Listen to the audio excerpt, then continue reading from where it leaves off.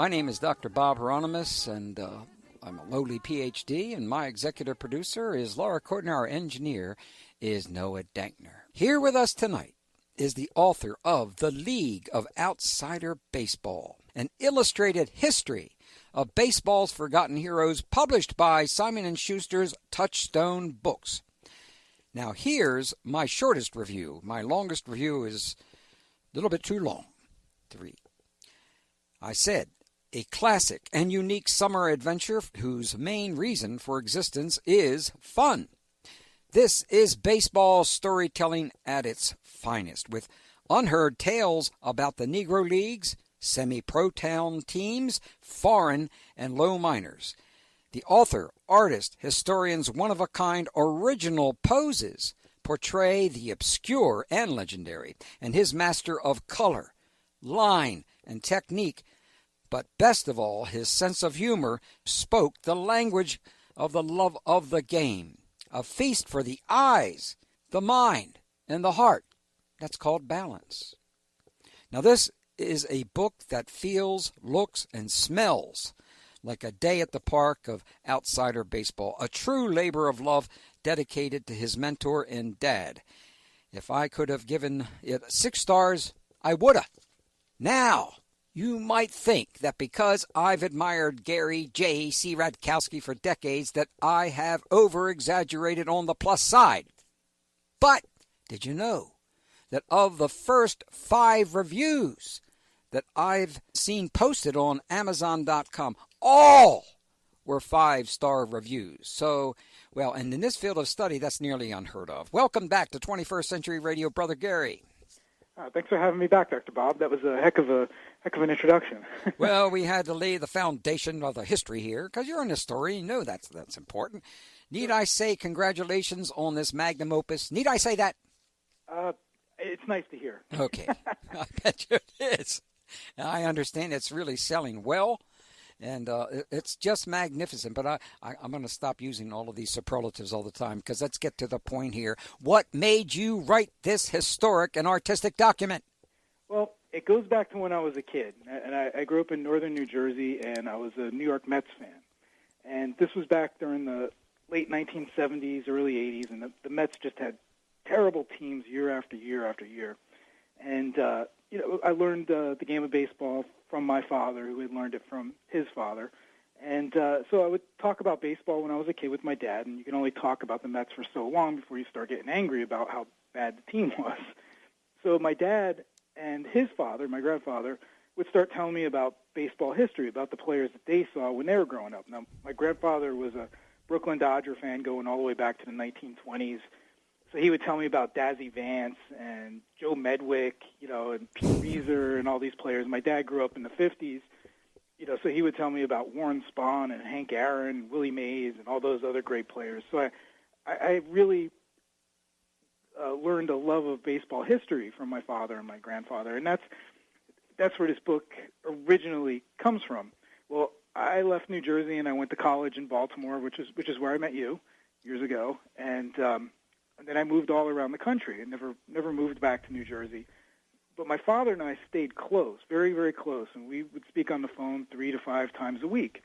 And we talked about baseball history. And as we got older, it started turning to more of the more interesting characters, the people you never really heard of. And I developed an interest in the Negro Leagues when I was really young, so I would tell my dad about those players, and he would come back at me with, guys that only played 2 games in the major leagues and try to, trick me on that, or guys that play for weird minor league teams in Kansas or something in 1910. And we just come up with all these great stories, and I loved following the game that way. And this was this great relationship I had with my father. And then right before the 2009 World Series, my father passed away from a brain aneurysm. It was very quick and unexpected. And I was living out in Hollywood at the time, and none of my friends liked baseball, and I didn't have anybody to talk about baseball or baseball history with since when my father passed away. And a few months after he passed away, I was lonely one night, and I just started a blog on the internet, just like a standard little blog, and I drew a little baseball card who coincidentally was Leon Day, our friend. Yeah. And I wrote a little story of Leon Day's career and posted it. And then the next day I did another one and posted it. It was just a very quick, simple drawing and a simple story. But after a month or so, people started writing me letters, and emails, and saying, this is something I've been waiting for. These little stories are unique, and the drawings are so fun. And this thing that started from a sadness about my father passing away and a loneliness because I didn't have anybody to talk about baseball with, all of a sudden I started getting all these people, all these, I guess you could call them friends, these acquaintances that I got coming from this little website. So in a way I was able to kind of get back what I had with my father, with all these strangers. And it just started going on, and that was about 5.5 years ago, and it culminated in the book that you hold in your hand right now. Well, it's taken you decades to birth this baseball baby, I'll call it, and its ideas and process grew over years, with various projects. Would you fill us in on a little bit about that part of your life history? Well, I'm a graphic designer and illustrator, and where'd you go to school? Maryland Institute College of Art in Baltimore. Micah. Yep. Yeah. And class of 1992. And my first job, actually when I was still in college, my first design job was with David Ashton Company, and I got very lucky because being a lifelong baseball fan, I had a lot of baseball things in my portfolio. And when I took it around when I was in school, it just so happens that I brought it into the right place at the right time, and David Ashton and Company had just gotten the contract to do Oriole Park at Camden Yards. So right off the bat, from my first job as a graphic design professional, I was able to incorporate and combine my love of art with my love of baseball. And it was one of those jobs. I was 21 at the time, and it was one of those things that made the rest of my career. And so throughout the years, I've done package design and environmental graphics and branding and pretty much anything you can design. I've at least tried it. But you did produce some other booklets that led up to this, the 21. Oh, and yes. I mean, they were marvelous things. Wow. Yeah, I just, and then when I started the baseball blog 5.5 years ago, there were little things that I started doing. I did a little booklet called 21, and it was all about Jewish ball players, and because that was when I would get people giving me requests online, a lot of people were always asking for Jewish ball players, and I started researching that, and there's so many great characters. So I did a book full of those guys, and then I combined with another baseball historian by the name of Gary Ashwell, and the nephew of a Hall of Fame Negro League player from the turn of the century called Pete Hill, and the three of us combined, and we did a 15-card set of Pete Hill's life, illustrating his whole entire career, and then Gary Ashwell, the baseball historian, had researched all his statistics, and it's just a really neat little card set. So yeah, and then the book just kind of was the natural thing to do after that, a full-scale book. Well, it's about time for us to get inside your gorgeously colored volume and find your fine. I love this table of content. Everything about this, its entire layout, is just wonderful. And it consumes anyone who loves this game. It will consume them. Look what you did. On your table of contents, you had this beautiful, deep green background with these gorgeous pennants. There's colorful pennants with the chapters' names in it. Now, you got about 9 chapters if you count the introduction and things like that. But tell us the chapter headings for each topic so that we can start talking about these guys. Sure. Well, the first one is called the Bush Leaguers, and that's a chapter that has all guys that you have heard of before.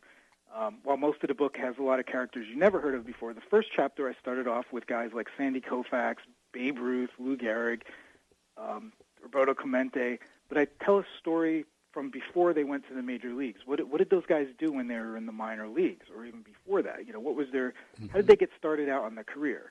So that's always fascinated me. What did Babe Ruth do? He was with the Baltimore Orioles. What was that year that he was with the Orioles like? So I tell that story. Mm-hmm. Well, we'll get to those people later on. What's chapter 2? That's the could-have-beens, and as the title suggests, it's those guys that just really could have done something or had huge expectations going into the major leagues, and something just happened along the way to sidetrack them. Oh, there's some great ones in there. I can't wait to get to them. The chapter 3 was the international game. What an unusual chapter.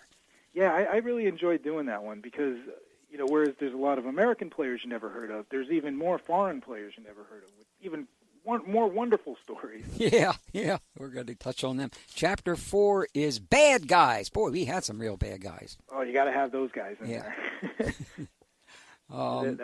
The next one is the People's Game, and that one I like too because I tried to have people in there that you would know for something else, but they also played baseball. Like I have Frank Sinatra in there, George Bush, so it's people like that. Yeah, Jack Kerouac. Wow. Yep. Yeah. And chapter 6 is the race game. Right. And instead of, the title would suggest it's just Negro League players, but I tried not to do that. I didn't want to have a separate chapter with the black players in it because they were segregated for so long. So I kind of peppered those guys throughout all the rest of the chapters.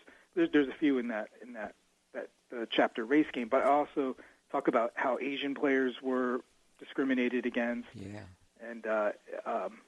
And things like that. They were discriminated against and also discriminated against others. Yep. Yeah, which I learned so much from you. This was so much fun to learn this stuff. I thought I knew something, but boy, I turned into a minor leaguer here on this. Then the last chapter is the Oddballs. Yeah, I could have made that 20 times bigger than it was because baseball is just one of those sports that just attracts the most oddest players or oddest characters in life. And it just seems like they, at one time or another, they all played baseball. Yeah, they sure did. Well, it's time out here on the playing field with Gary Cieradkowski, the League of Outsider Baseball, an illustrated history of baseball's forgotten heroes, Touchstone 2015. That's a Simon & Schuster publication. You can order it from the 21stcenturyradio.com or from Gary's website, infinitecardset.blogspot.com, or from all major bookstores. Well, our guest, of course, is Gary Cieradkowski, the League of Outsider Baseball, an illustrated history of baseball's forgotten heroes, Touchstone Books, 2015. Gary, you note that your book portrays these forgotten players as they should be, with the same kind of care and respect as would befit Ted Williams or Babe Ruth. What does that mean, and why is that important? Well, because, there's thousands of pictures of Babe Ruth and Ted Williams, but there isn't many pictures of, say, Oliver Marcel or the Black Sox after they got banned from the major leagues. So I wanted to, when I did my illustrations, I wanted to treat them with the same care and respect in my illustrations as artists have done the same thing for, say, Ted Williams or Babe Ruth again. I wanted to put them all on the same playing field. So, like my drawings of a guy like Layman Yoakley, who played for the Baltimore Black Sox in the 1920s, there's not that many photographs of him when he played baseball. So I wanted to portray him with the same style and quality as I did all the other players. Mm-hmm.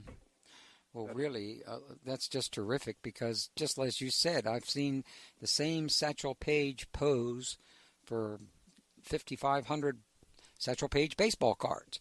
Right. And you that gives it a much greater variety, and it's much more fun to take a look at. Now, let's get to that Bush Leaguers.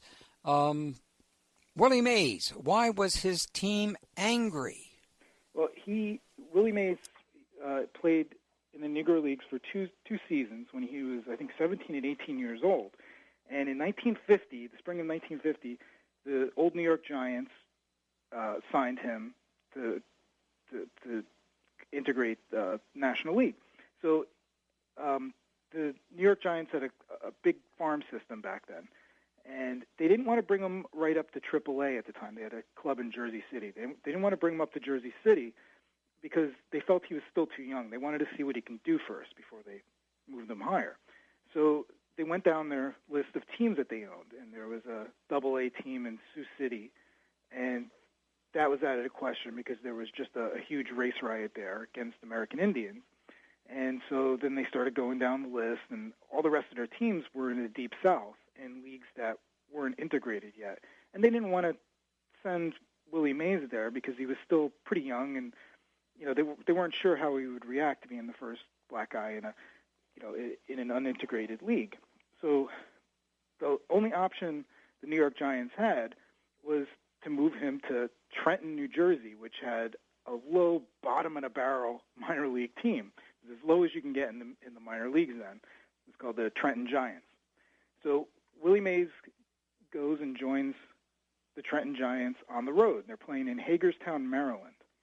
And Hagerstown was still segregated back then. This is spring of 1950.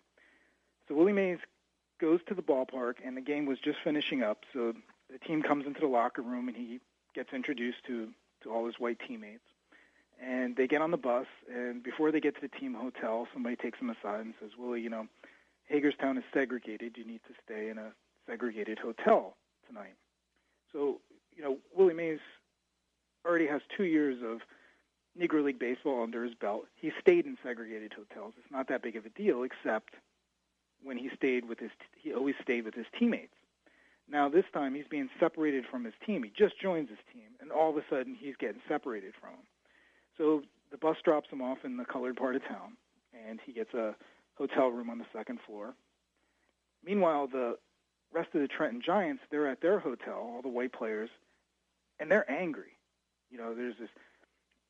They're all really young players, and all of a sudden there's a black guy thrown into their midst, and they're really upset. So a bunch of them take off and go into the black part of town, and they go to Willie's hotel. Meanwhile, Willie's in his hotel room. He's unpacking, and he hears somebody out in the fire escape. It's a bunch of guys. It's his teammates from the Trenton Giants, and they're upset. They knock on his window. Willie opens the window. A bunch of guys climb in. They were mad because Willie Mays was part of their team, and they were making him stay in a segregated hotel. So a bunch of the Trenton Giants players went to his hotel room to sleep in his hotel room with him as a show of solidarity that he was part of the team now. Wow. What a story. What a story, boy. And then there's Jackie Robinson. How did he pave the way for desegregation? Well, he was not the first black player in organized baseball, but he was the first one in the 20th century. And in 1946, the illustration I show of Jackie Robinson, I'm from northern New Jersey, so it kind of means a lot to me that the first ball game he played in organized baseball, he was playing for the AAA Montreal Royals, and the first game of the season opened up in Jersey City, New Jersey. So I depicted Jackie Robinson on the field in Jersey City with I tried to think what would be running through his mind as he walked out into the field that day in 1946. And that's what I tried to portray in my illustration of him. Mm-hmm. Yeah. Now we come to Lefty Grove. Lefty Grove is a Baltimore Oriole. Now, you talk about synchronicity. Your publisher has been so generous with us. We've been supplying various people with a copy of this book that really need to read it, and Adam Jones has now got a copy, and I just can't wait to hear from him as to what he thinks of it.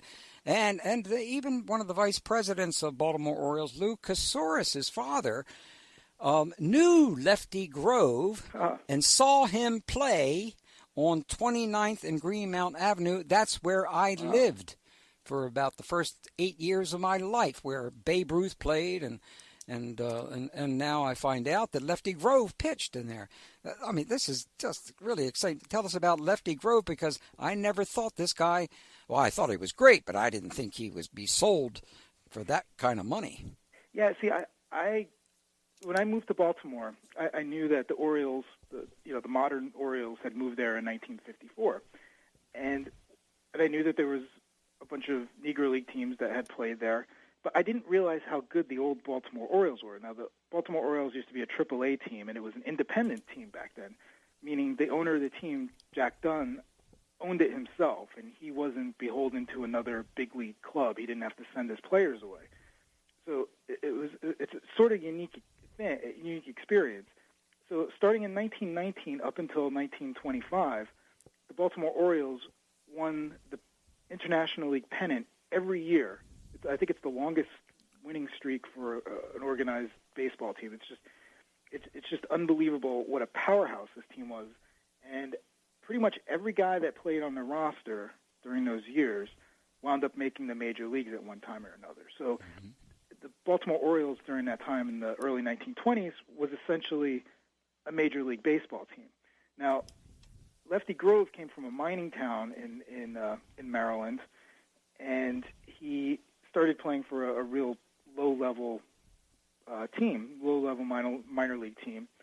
And the Baltimore Orioles started sending their scouts out, and they heard stories about this left-hander that was just burning up this little league. So Jack Dunn's son, the owner of the Orioles' son, goes out to this little town and winds up watching this guy pitch and figures we have to have this guy, for our team. So for the price of a fence, because the team that Lefty Grove was playing for, they had just gone into the red because they made all these repairs and upgrades to their ballpark. So they're operating in the red zone. So what happened was the Orioles bought Lefty Grove for the price of paying for their outfield fence. Mm-hmm. And he wound up going to Baltimore. This was in 1920. And every year he played for the Orioles, he won at least 20 games. I mean, he led the league in strikeouts, and he also led the league in walks a few times, but he was still young. And he played up until 1925 for the Orioles. So it's about 5 years of minor league baseball where he probably could have been in the major leagues. Now, Grove won. Let me see. I'm trying to remember how many games. Pretty sure he won more than 300 games in the major leagues. Yes, he did. Yeah, and then you add on all the games he could have won if he had been playing in the major leagues at the time he was playing with the Orioles. It just makes this guy just even more phenomenal than he already is. So they sold him for over $100,000. Oh, right. When he went up to the Philadelphia Athletics, Jack Dunn was still sore over having to get rid of Babe Ruth in 1914. So when the time finally came to let Lefty Grove go, he made sure that he charged $100,600, which was $600 more than what the Red Sox got for Babe Ruth from the Yankees. Mm-hmm. Just to kind of stick it. That's the kind of guy Jack Dunn was. Yep. Now there are other players we're not going to be able to touch on because we got to move to other sections. Great story on the conspiracy surrounding Roberto Clemente and Lou Gehrig, and of course Babe Ruth and Casey Stengel, etc. But we're going to move now to Chapter 3, Could Have Beens. And now this I love this one. This is a great section for me as far as I'm concerned. Steve Dotkowski and his relationship with the Baltimore Orioles. This is really an extraordinary experience looking at Steve. Steve was a real hard, fast ball thrower. Some people said maybe he threw 110 miles an hour, maybe. Yeah, this is back. Dotkowski came up with the Baltimore Orioles, I think in 1958 was his first year after he got signed. And, I mean, this guy just had phenomenal velocity on his fastball. And they didn't really have the kind of speed cannons that they have nowadays to accurately gauge velocity and speed. But comparing him to other pitchers at the time, they usually say he was in the area of 110 miles an hour. I mean, this guy was just unbelievable. But his problem was he just couldn't find home plate. And there's just... And you couple that with a 110 mile an hour heater, it's extremely dangerous. Like you hear stories about this guy in the minor leagues. There's old players that are still around that played with him or played with somebody that had played with him. It's almost like a Paul Bunyan character or something. You don't know if it's true or not, and you kind of try to find out if this guy was real. But in this case, the more you find out about this guy, the stranger the stories become. You know, there's a story that he threw so fast he tore off part of a man's ear. Yeah. You know, the other time he threw a pitch, it went past the batter, past the catcher, past the umpire, and directly right through the wooden backstop. Cal Ripken Sr., Cal Ripken Jr.'s father, was in the minor leagues at the time and was at that game and watched that happen.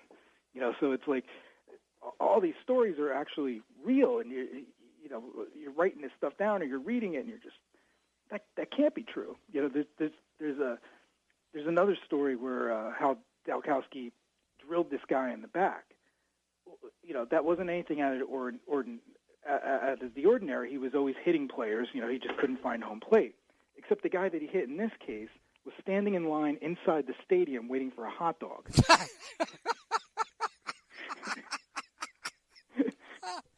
You know, as you know, he held the Reno Aces to 4 hits, struck out 19, but lost 8-3 due to 9 walks. And I also love the way you tell the story about how they tried to straighten him out. The Baltimore Orioles really tried to straighten him out. They put a great deal of effort in getting him to control, but finally they just kind of gave up. Well, what happened was he played around in the minor league system, and they're kicking him from team to team, and he's breaking strikeout records, and he's also breaking walk records, you know, and hit by pitch records. So he's breaking all the wrong records that you could possibly imagine. But this fastball is just unhittable. So the Orioles are just bringing in teams of guys to work with this guy to try to figure out what the heck is wrong with him. Well, they're bouncing him around to all these teams, and they finally send him to Elmira in New York. And there's a young manager up there by the name of Earl Weaver.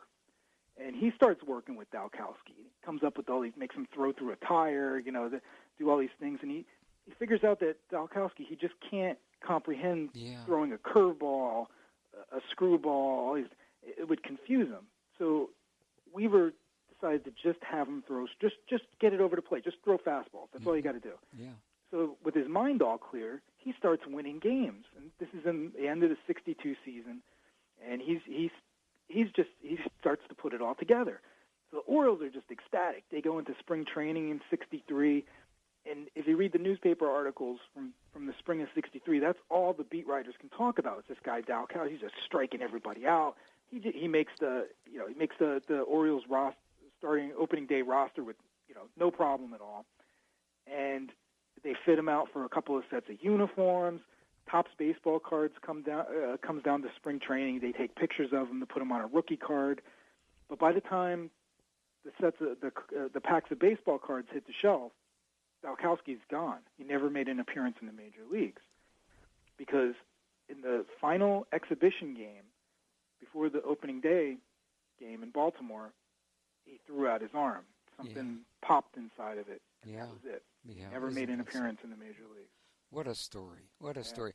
Hey, we got some other great stories coming, but we need a break here on 21st Century Radio. And with our guest, Gary Cieradkowski, the League of Outsider Baseball, an illustrated history of baseball's forgotten heroes, Touchstone 2015. Order it from the link on 21stcenturyradio.com or from Gary's website, infinitecardset.blogspot.com.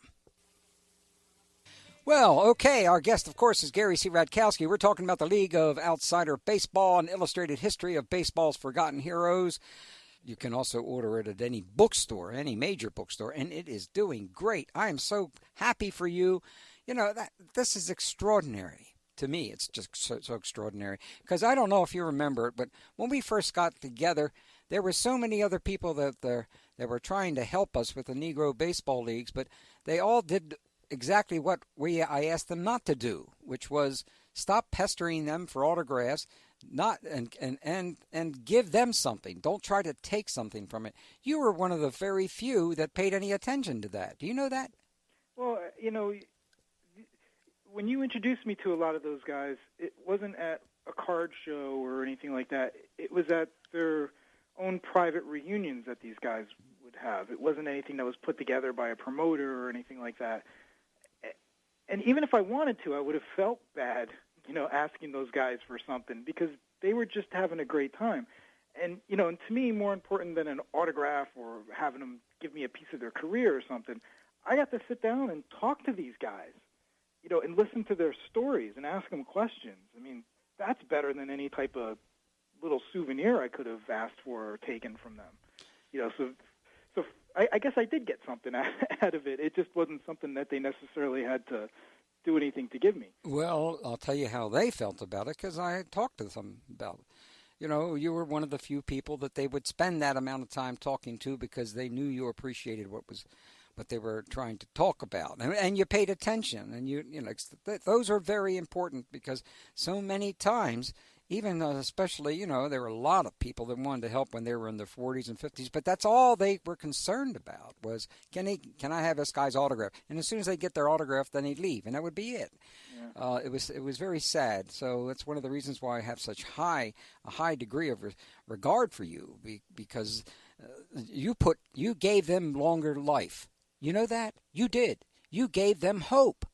Where everyone else was taking things from them, you were giving them something. And boy, that's the kind of karma that makes a very positive makes a very positive thing in one's life. Well, let's forget all about that, because we're back to Russ Van Atta, and we're still talking about the could have beens. And I know I got to move quickly here. Why was his debut one of the most memorable in the history of the game of baseball? Well, Russ Van Atta came up with the New York Yankees in 1933, and he was a promising guy in the minor leagues, and the Yankees finally brought him up, and he debuted in against the Washington Senators. Now that year, traditionally the Washington Senators always had miserable teams, but in 1933 the Senators went on to win the pennant, and so they had a great team that year, and that's who Russ Van Atta had to face in his first game in the major leagues. And so he's on the mound. He's pitching a good game so far. And the Yankees had a guy that played center field by the name of Sam Chapman. And Sam Chapman's, I gave him a little section in the book, too, because he was just a really interesting character. Most people will remember him if you've seen the Jackie Robinson movie, 42. He's the Philadelphia Phillies coach who's just spewing the most disgusting invectives at Jackie Robinson. He was a real-life character. But in the early 1930s, he was a pretty good star, solid ball player. He played in a couple of all-star games. He hit over 300 lifetimes. But he was also a really nasty dude.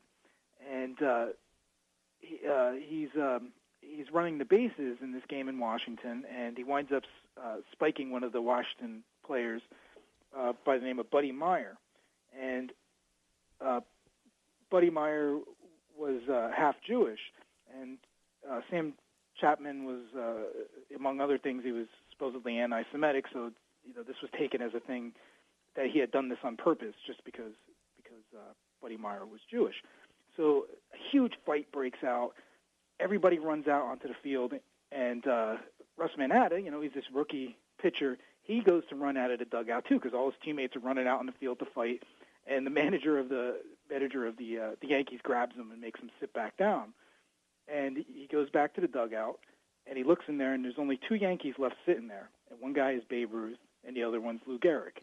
So he just watches this huge fight going on the field.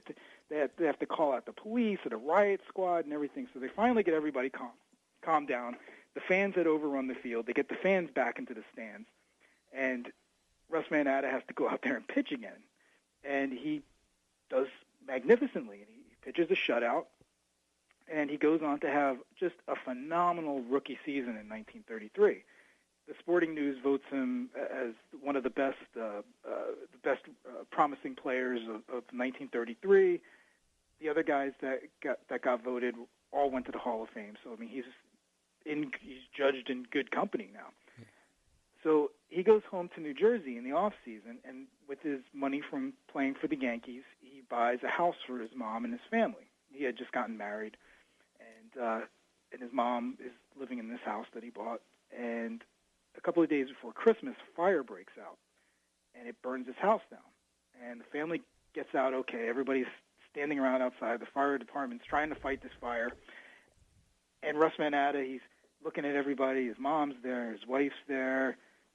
where's my dog? It's his prized hunting dog, his best friend in the whole world, is still in the house. So Russ Van Atta runs into this burning house, and he's looking all over for his dog. He can't find his dog, and somehow he cuts his index finger on his left hand and severs the nerves in the tendons in his index finger on broken glass or something like that. So he's bleeding, and he stumbles out of his burning house, and there's his dog waiting faithfully for him outside. So what had happened was he severed the nerves and the tendon in his finger, and that was the hand and the particular finger that he used for a really devastating curveball, which is what baffled the American League hitters that season in 1933. Yeah. So he goes to spring training the next season, and he just does not have it, and that was the end of his career. He held on for a few more years, but he got traded to St. Louis Browns, which is just like being sent to purgatory. Yeah, that was death. Yeah. But the one thing he got out of his major league career was he made one solid friend, and that friend happened to be Babe Ruth. Yeah. They became best friends. And Babe Ruth used to come back home to Sussex County in New Jersey to visit Russ Van Atta because they both liked to go hunting and fishing and play golf. And there was plenty of that where Russ Van Atta lived. So he was always visiting, Van Atta in northern New Jersey. And years later, Van Atta decides to run for office. He runs for sheriff. So Babe Ruth comes to campaign for him. He goes around to all the taverns and all the nightclubs and all the gatherings of people, and he says, "Do you like me coming to Sussex County?" "Of course we do, Babe. Of course we do." Everybody says, "Well, if you don't vote for Russ Van Atta, I'm never coming back here again." So Van Atta just sweeps right to office. That's great. Oh, I love stories about Babe Ruth. He's my favorite of all ball players. Yeah, me too. Yeah, he was really something. I just loved his relationship with children. Oh, my heavens. Okay, Jimmy Liston. Jimmy Liston, another Baltimore Orioles player. What brought about the end of his career? Well, first of all, I learned about Jimmy Liston from your show. Actually, you had him as a guest on there. And he wrote his grandson wrote one of the best books I had ever read on what it's like to be a minor league ball player in the 1920s. And Jimmy Keenan was the grandson that wrote the book. Mm-hmm. But Jimmy Liston was a hometown guy from Baltimore.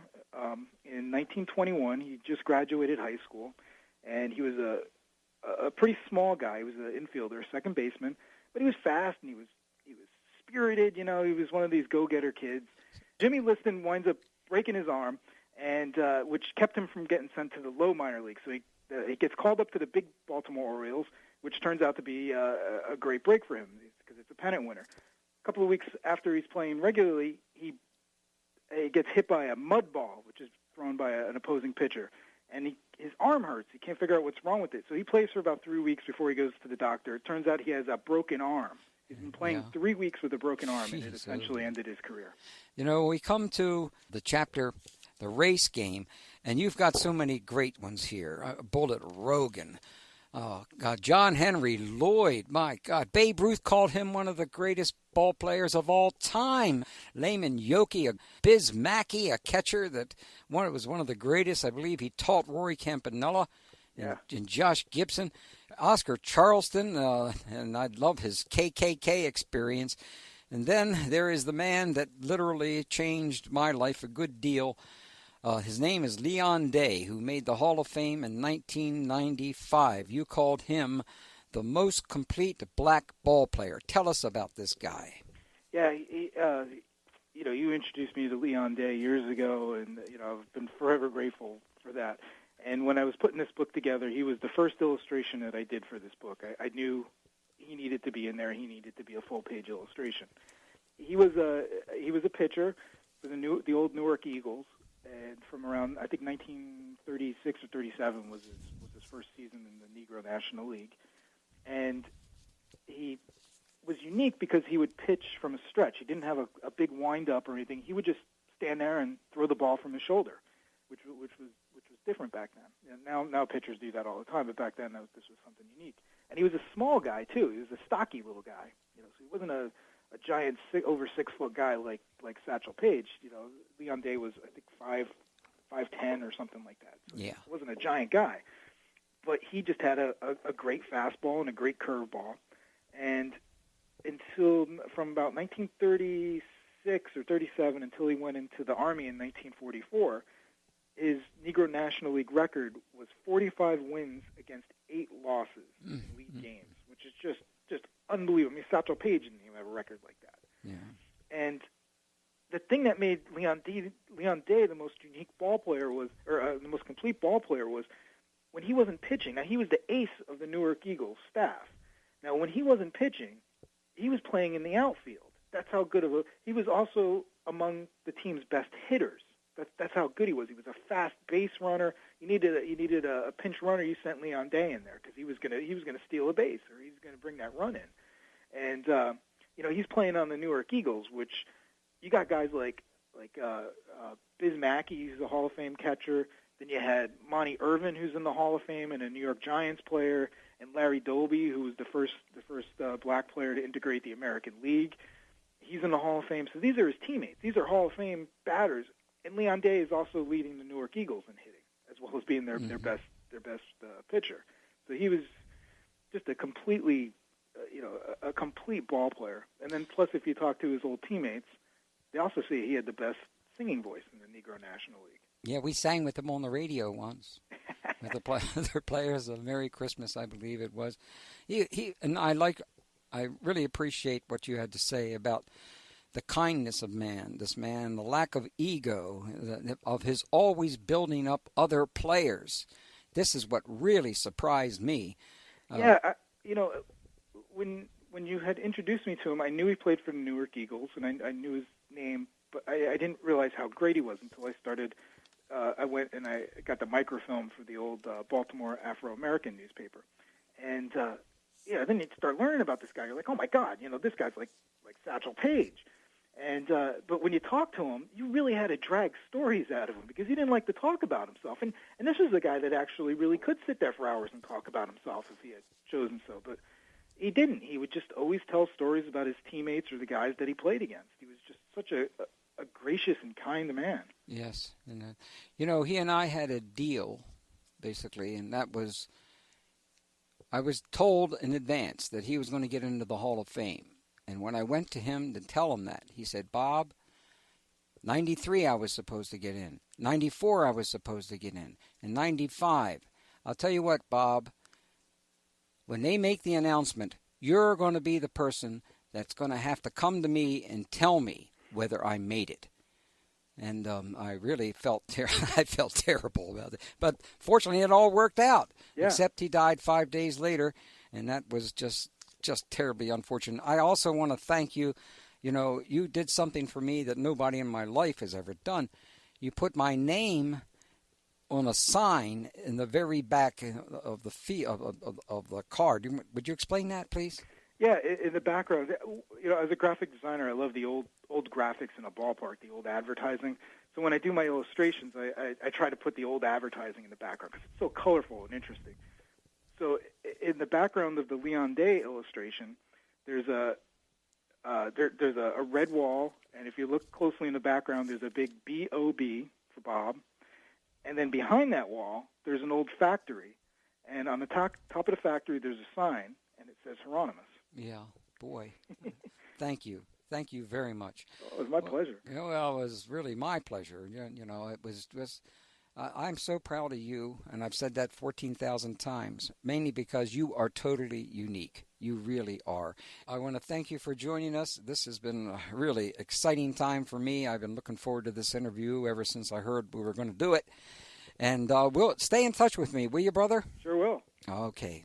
Thank you, Gary Joseph Cieradkowski, the League of Outsider Baseball, an illustrated history of baseball's forgotten heroes touchstone books, 2015. Order it from the link on the 21stcenturyradio.com or from a major bookstore. 21st Century Radio is produced by Hieronimus and Company. Our executive producer and research assistant is Laura Kortner. I'm Dr. Bob Hieronimus. And remember, shine your shoes and get a haircut.